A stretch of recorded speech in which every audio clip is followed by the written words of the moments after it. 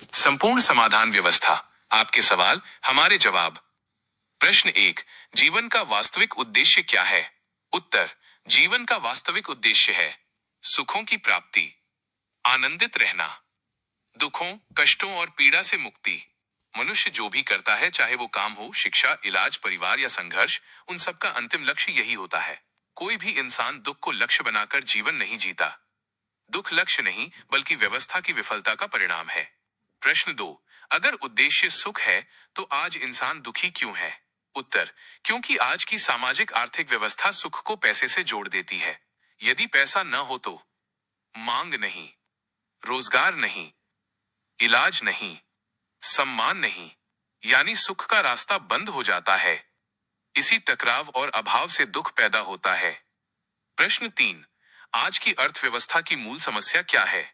उत्तर, आज की अर्थव्यवस्था इस नियम पर चलती है, बिना पैसे के मांग नहीं। जब मांग ही नहीं होगी तो उत्पादन नहीं होगा, रोजगार नहीं मिलेगा। हकीकत यह है कि काम करने वाले लोग हैं, संसाधन, रिसोर्सेज हैं और जरूरतें भी हैं। फिर भी बेरोजगारी है, क्योंकि पैसे को प्रवेश द्वार बना दिया गया है। प्रश्न 4, क्या बेरोजगारी संसाधनों की कमी की वजह से है? उत्तर, नहीं, बेरोजगारी संसाधनों की कमी से नहीं, बल्कि पैसे पर आधारित मांग व्यवस्था की वजह से है। काम करने वाले हाथ मौजूद हैं, लेकिन उन्हें काम इसलिए नहीं मिल रहा क्योंकि कोई पैसा देकर मांग ऑर्डर नहीं कर रहा है। प्रश्न 5, इलाज आज सबसे बड़ा संकट क्यों बन गया है? उत्तर, क्योंकि इलाज को मानव अधिकार न मानकर एक व्यापार बना दिया गया है। आज बीमारी आते ही सबसे पहले पैसा पूछा जाता है। पैसा नहीं तो इलाज नहीं। यह व्यवस्था जीवन के अधिकार पर सीधा हमला है। प्रश्न 6, अर्थ रहित या पैसा मुक्त व्यवस्था का अर्थ क्या है? उत्तर, अर्थ रहित व्यवस्था का मतलब ये नहीं है कि काम बंद हो जाएगा। इसका अर्थ है जीवन की मूलभूत आवश्यकताओं के लिए पैसा बाधा नहीं बनेगा। मांग जरूरत से पैदा होगी, पैसे से नहीं। इलाज, भोजन, शिक्षा, आवास, ये सब अधिकार होंगे, कोई सौदा नहीं। प्रश्न 7, संपूर्ण समाधान व्यवस्था क्या है?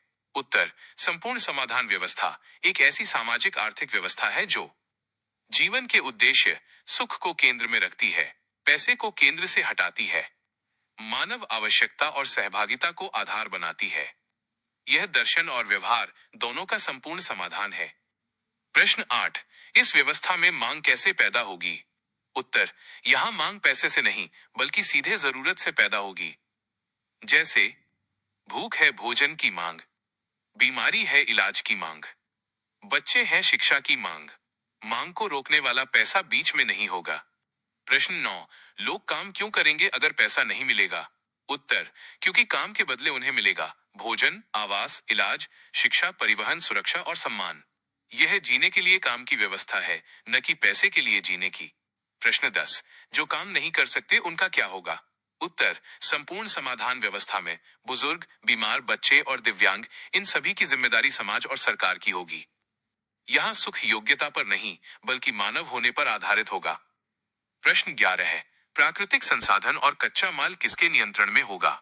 उत्तर, प्राकृतिक संसाधन, रॉ मटेरियल और मानव संसाधन दोनों सरकार और समाज के नियंत्रण में होंगे, क्योंकि प्रकृति किसी निजी मुनाफे की वस्तु नहीं है और मानव श्रम बाजार का गुलाम नहीं है। प्रश्न 12, क्या इससे उत्पादन और विकास रुक जाएगा? उत्तर, नहीं, बल्कि उत्पादन जरूरत के अनुसार होगा। अनावश्यक उत्पादन, वेस्ट, रुकेगा, जमाखोरी खत्म होगी, पर्यावरण की रक्षा होगी। यह एक संतुलित विकास होगा, न कि कोई अंधी दौड़। प्रश्न 13, क्या यह व्यवस्था व्यावहारिक है या केवल एक विचार? उत्तर, यह पूरी तरह व्यावहारिक है, क्योंकि यह मानव स्वभाव पर आधारित है, रोजमर्रा की जरूरतों से जुड़ी है और संसाधन आज भी उपलब्ध हैं। अव्यावहारिक तो वो व्यवस्था है जो इंसान से जीने के लिए पैसा मांगती है। प्रश्न 14, इस व्यवस्था को समझने का सबसे सरल सूत्र क्या है? उत्तर, बस ये 4 सवाल याद रखिए।